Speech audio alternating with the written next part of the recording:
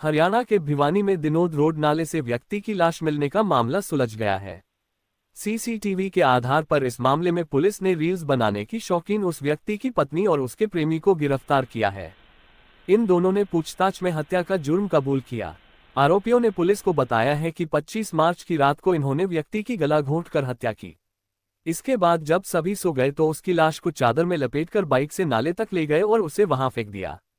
महिला ने यह भी खुलासा किया है कि वह इंस्टाग्राम और यूट्यूब पर रील्स बनाती है। मामले में आरोपी के साथ उसके संबंध हैं। इसका पता जब पति को लगा तो उसने दोनों चीजें छोड़ने के लिए कहा।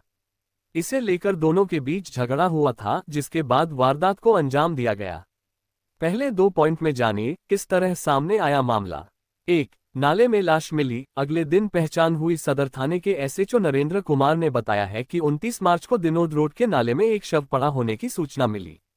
इसके बाद पुलिस ने मौके पर पहुंचकर जांच की तो वह एक व्यक्ति का शव था। उसे निकालकर उसकी पहचान के प्रयास शुरू किए तो अगले दिन उसके परिजन आए। 2. पोस्टमार्टम में हत्या का पता चला। परिजनों ने बताया कि यह शव पुराने बस स्टैंड क्षेत्र के गुजरों की ढाणी के रहने वाले प्रवीण का है। इसके बाद शव का पोस्टमार्टम करवाया गया।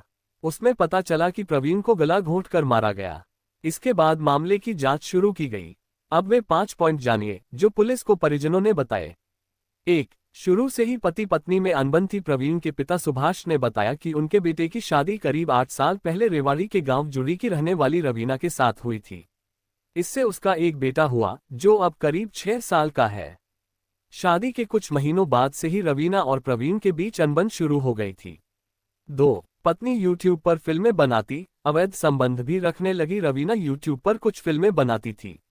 ये बात प्रवीण को पसंद नहीं थी, इसलिए दोनों में झगड़ा होता था। इसके अलावा करीब 1.5 साल पहले वह हांसी के गांव प्रेमनगर के रहने वाले सुरेश के संपर्क में आ गई। उसके सुरेश के साथ अवैध संबंध थे। सुरेश 2 बच्चों का बाप है और यूट्यूब पर वीडियो बनाता था, इसलिए दोनों की अच्छी बन रही थी। 3. कई दिन बाहर रहती थी रवीना। इन दोनों का मिलना प्रवीण को अच्छा नहीं लगता था। उसने इसे लेकर रवीना से कई बार झगड़ा भी किया। इसके बाद रवीना घर से चली जाती थी। फिर कई दिन तक बाहर रहने के बाद कभी कभी घर में आती थी। वह जब भी आती थी तब ही झगड़ा होता था। वह होली भी आई थी, तब भी प्रवीण से उसकी कहासुनी हुई। 4. शव के बारे में अखबार से पता चला। 25 मार्च की शाम को रवीना घर पर आए। इसके थोड़ी देर बाद प्रवीण भी घर आ गया।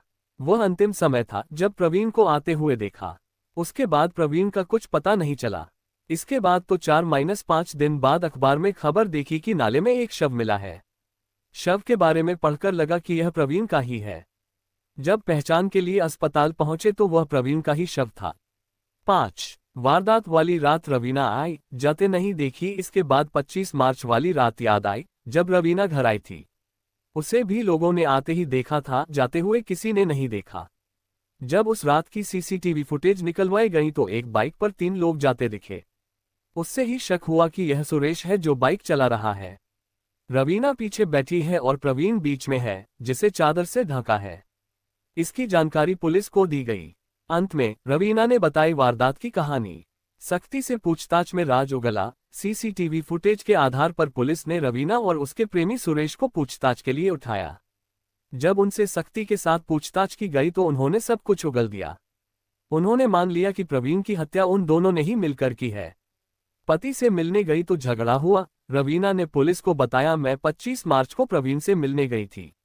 उस समय प्रवीण घर पर नहीं था। जब वह आया तो घर पर मुझे देखकर गुस्सा होने लगा। इस दौरान दोनों के बीच काफी कहासुनी हुई। उसी समय गुस्से में मैंने प्रवीण को मारने का प्लान बनाया। फोन कर प्रेमी बुलाया, वारदात को अंजाम दिया। रवीना ने बताया, मैंने सुरेश को फोन कर घर बुलाया। उसके साथ मिलकर मैंने प्रवीण का चुन्नी से गला दबाकर मार डाला। इसके बाद रात करीब 1 बजे उसके शव को ठिकाने लगाने के लिए ले गए। सुरेश और मैंने प्रवीण के शव को चादर से ढका और बाइक पर बैठाया। प्रवीण बाइक चला रहा था और मैं शव बीच में पकड़कर पीछे बैठ गई। इसके बाद हमने दिनोद रोड नाले में जाकर शव फेंक दिया। इसके बाद वहां से भाग गए। परिजनों के साथ खोजने का नाटक किया। रवीना ने कहा, 28 मार्च को मैं फिर से घर गई थी। उस समय सभी प्रवीण को खोज रहे थे। उनके साथ मैं भी प्रवीण को खोजने का नाटक करने लगी। फिर सुरेश के पास वापस चली गई। हालांकि सीसीटीवी से हम बच न सके और पकड़े गए। हर दिन क्राइम न्यूज को सुनने के लिए वीडियो को लाइक और चैनल को सब्सक्राइब करना ना भूलें, साथ ही बेल आइकन को भी दबाएं। जय माता दी। आपका दिन मंगलमय हो। धन्यवाद।